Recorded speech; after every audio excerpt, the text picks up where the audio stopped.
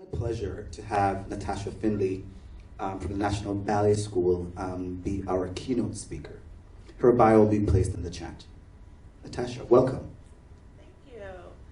Hi everyone, as Kevin said, I'm Natasha Findlay, and I am the EDI lead at Canada's National Ballet School.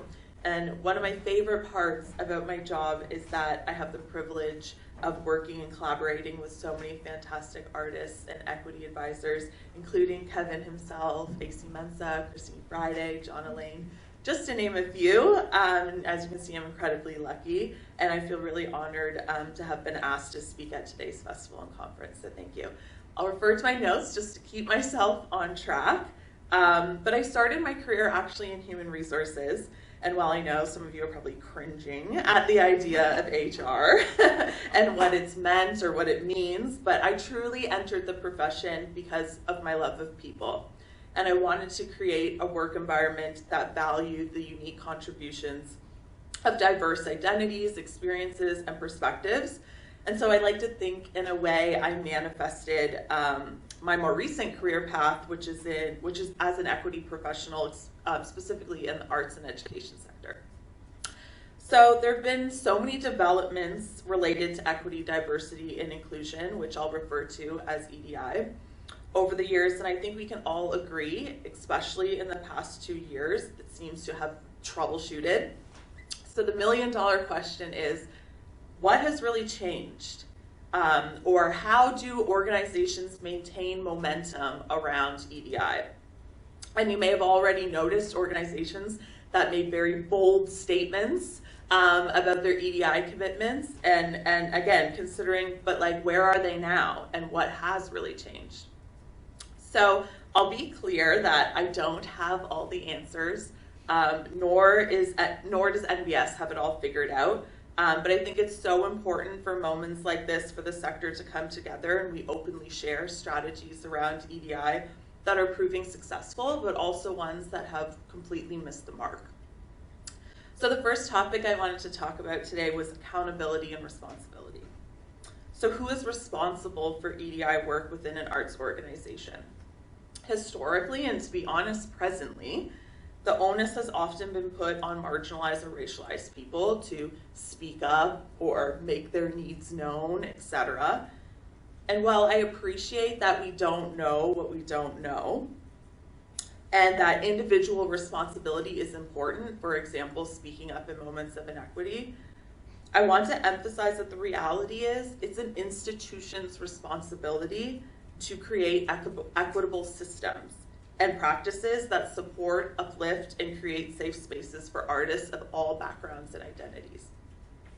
If this isn't happening, again, I want to make it clear that that's a failure on the institution's part.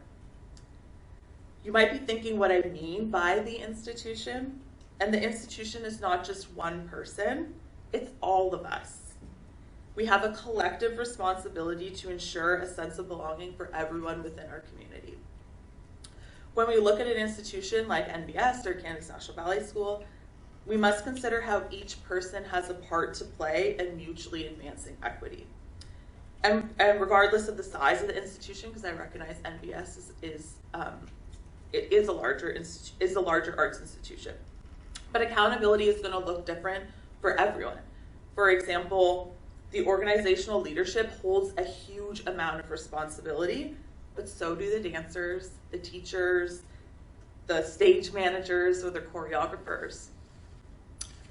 When talking and thinking about advancing equity in the arts, it seems really daunting as an individual, which is why I urge people to think about how the things you do to be more aware or culturally competent contributes to a much larger impact.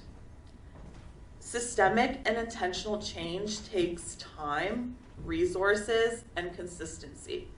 There's no one-stop shop or one-size-fits-all, and all of our nuanced and intersectional perspectives and experiences and contributions to this work is not only incredibly important, it's essential. This brings me to my second point, which I just said. Systemic and intentional change takes time, resources, and consistency. I acknowledge this is probably the most challenging aspect of equity work, and especially for arts organizations.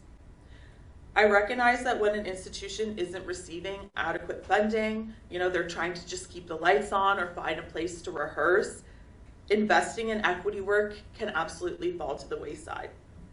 And I acknowledge the privilege large institutions, for example, like NBS holds, which allows for someone like me to have a full-time job overseeing and ensuring the organization is advancing equity.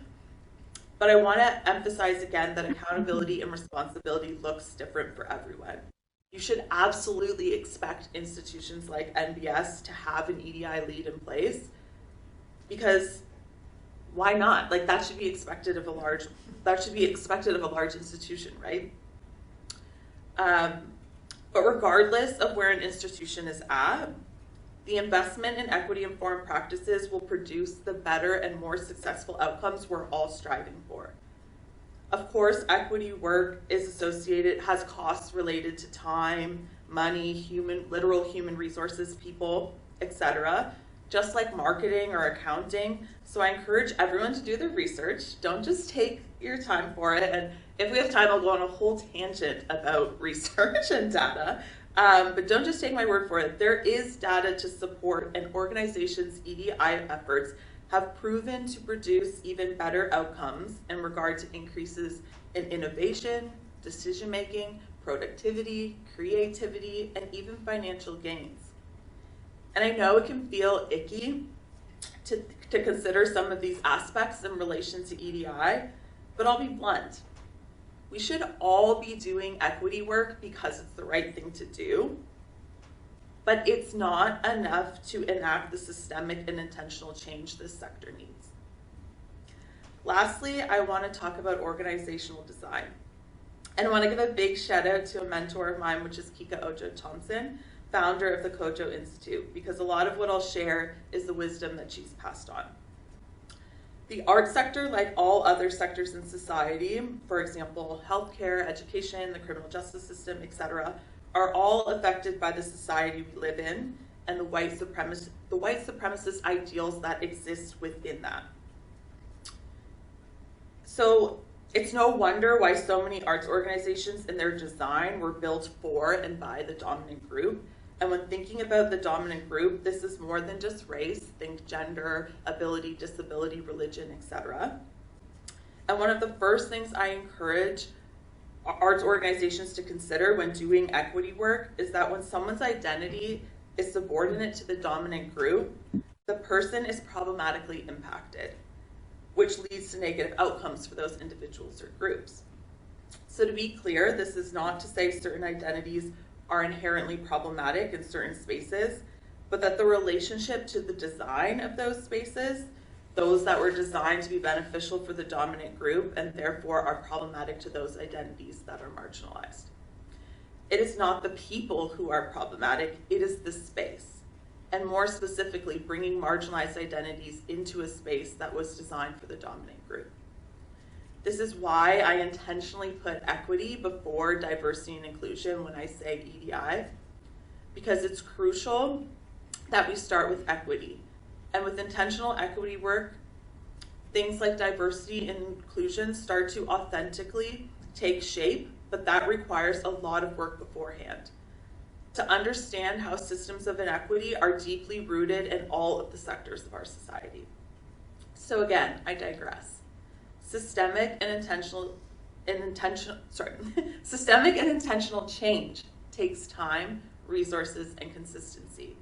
There's a lot to learn, but there's even more to unlearn. And I'll leave you with 3 final thoughts.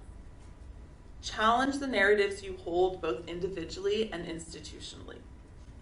Critically examine the impact these narratives have on organizational culture and the relationship between people within the organization, for instance, employees, students, and those in power, and assess the policies governing processes, practices, decision-making, etc. within your organization. There's no finish line when it comes to equity work, and things are always evolving. So I hope that I've given you some food for thought, and I welcome you to connect with me as I too am forever a student and welcome new perspectives. Thank you to all the brilliant people who have supported both me and my work. You know who you are, and I'm sending so much love.